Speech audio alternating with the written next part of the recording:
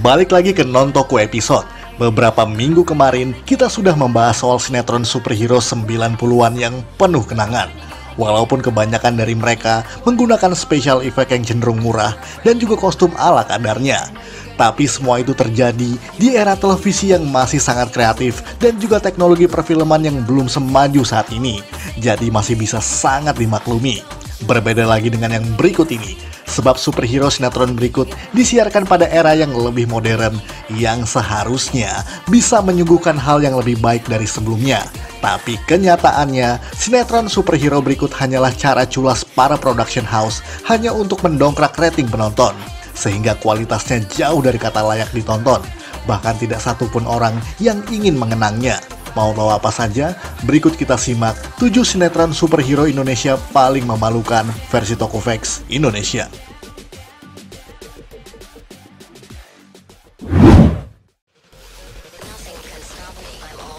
Super Rangers. Ini juga pernah kita ulas beberapa tahun yang lalu, di mana sinetron produksi Rapi Films yang ditayangkan di MNC tersebut merupakan parodi sekaligus rip-off super murahan dari Power Rangers. Tidak seperti Super Sentai atau Power Rangers asli yang merupakan kelompok remaja atau pahlawan dewasa. Di Super Rangers berikut, kelima anggotanya adalah murni anak-anak di bawah usia 11 tahunan. Bahkan seluruh kostumnya adalah material kostum murahan dengan helmet sepeda motor untuk anak-anak yang dicat ulang sesuai dengan warna Ranger masing-masing.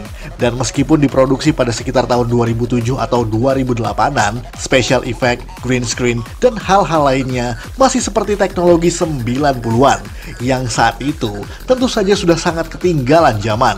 Biadabnya lagi, kamu bisa melihat properti mainan akseluler dari Gogo Sentai Bokenger yang digunakan sebagai morpher bagi Super Rangers.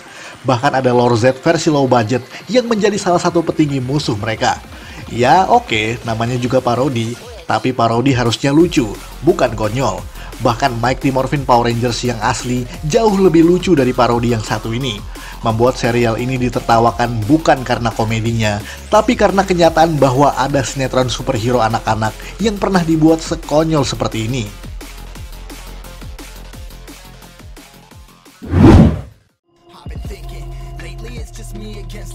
Ben 7, ini juga salah satu yang paling banyak dihujat oleh penonton, sebab sangat jelas memplagiat kartun series yang saat itu sedang ngetop-ngetopnya, yakni Ben 10. Dari mulai judul, konsep, dan juga lain-lain sebagainya.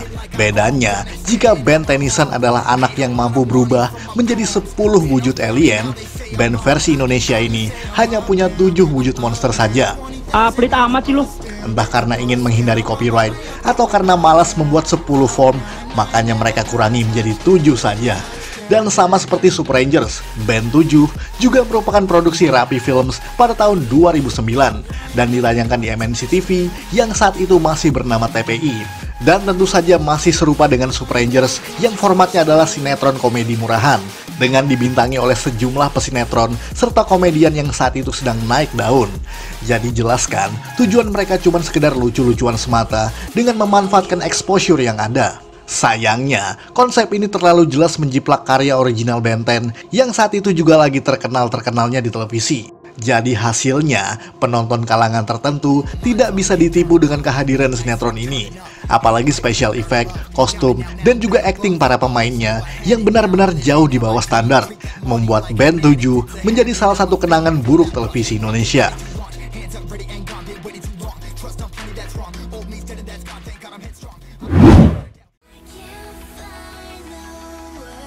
Hero Pembela Bumi, ini juga pernah kita ulas karena merupakan salah satu sinetron bergenre tokusatsu yang sebenarnya juga merupakan hasil plagiarisme. Hero Pembela Bumi tayang di Indosiar pada tahun 2012 yang merupakan produksi dari Multivision Plus, production house yang pernah membuat Panji Manusia Milenium dan juga Gerhana pada tahun 90-an. Tapi cara yang sama tidak akan bisa menghasilkan kesuksesan yang berbeda. Karena Hero Pembela Bumi merupakan properti kostum yang bisa kamu beli sendiri di pasaran, yakni helmet Optimus Prime dari franchise Transformer yang digabungkan dengan kostum motocross dan semuanya dicat ulang agar tidak terlalu kentara dengan aslinya. Tapi ya, bagaimanapun, karena disiarkan pada tahun 2012, di mana internet sudah menjadi salah satu senjata para netizen untuk melontarkan komentarnya, membuat Hiro menuai banyak kritikan pedas yang menghujat kostumnya tersebut. Memang, sinetron ini diperuntukkan bagi anak-anak di bawah umur, dan sebagian besar anak-anak pada zaman itu ada saja yang menikmati serial Hiro. Namun generasi yang lebih senior paham betul dan merasa prihatin karena production house besar sekelas MVP pun masih belum bisa membuat konsep superhero original. Dan buat fans Hiro pembela bumi yang pasti saat ini sudah beranjak dewasa, coba deh tonton lagi. Apakah sinetron ini semenarik yang kamu ingat dulu? I don't think so.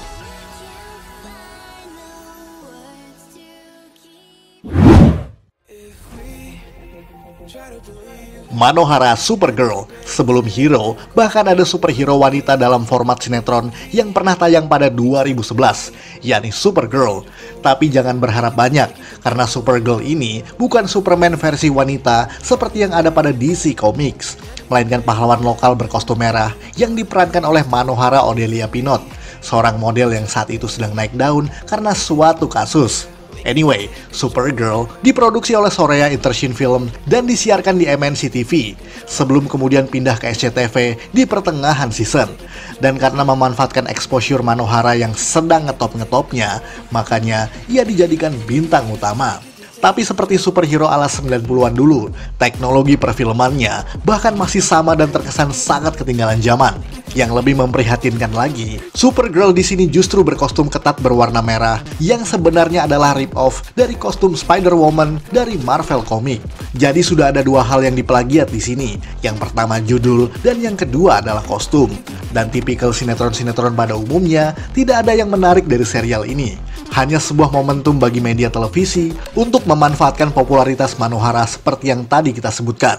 Makanya itu, Supergirl menjadi salah satu sinetron superhero paling memalukan.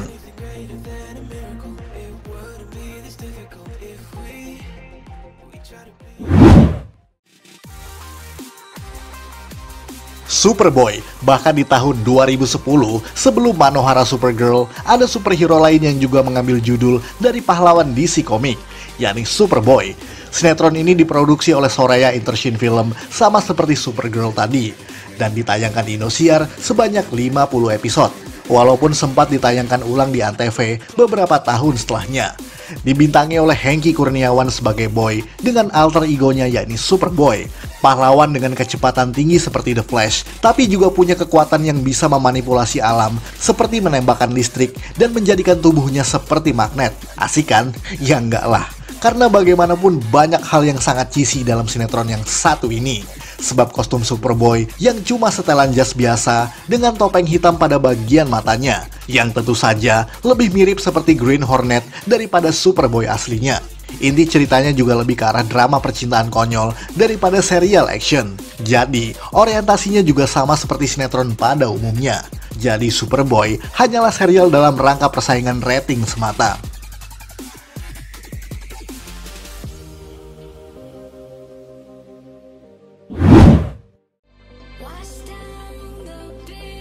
Superhero kocak.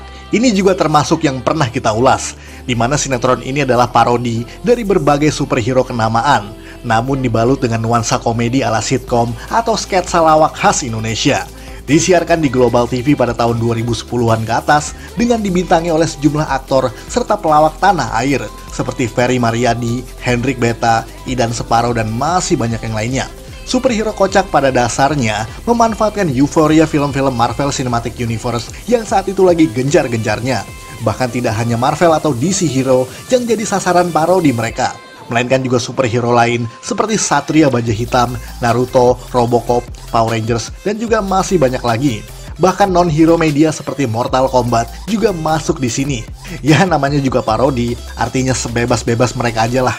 Dan jika bicara soal cerita, hampir 90% superhero kocak nyatanya tidak memiliki cerita yang berbobot. Bahkan untuk komedinya sekalipun, hanya mengandalkan dialog ringan dan juga kostum yang ala kadarnya. Dengan harapan bahwa masyarakat bisa dibuat tertawa dengan cara demikian. Ya berhasil sih berhasil, tapi untuk kalangan tertentu, superhero kocak hanyalah hiburan cheesy dan cenderung diabaikan sebagai pilihan tontonan.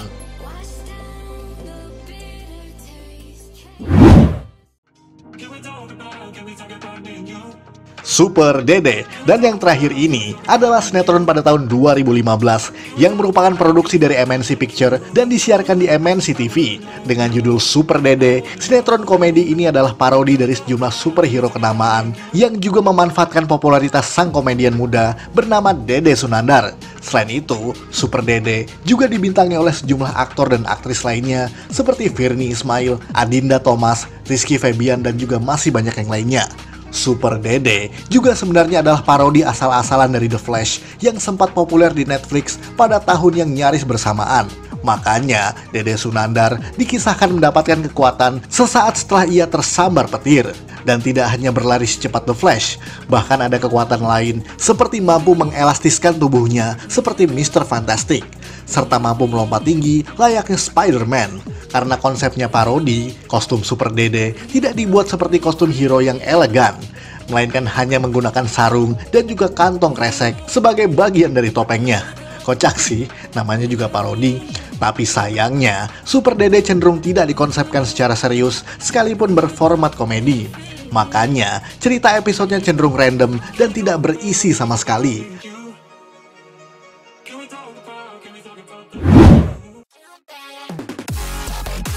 Sekian ulasan dari Tokofax Indonesia. Buat Anda yang suka dengan video ini, silahkan like dan share ke media sosial Anda. Jangan lupa tinggalkan komentar. Akhir kata, salam Tokofax Indonesia.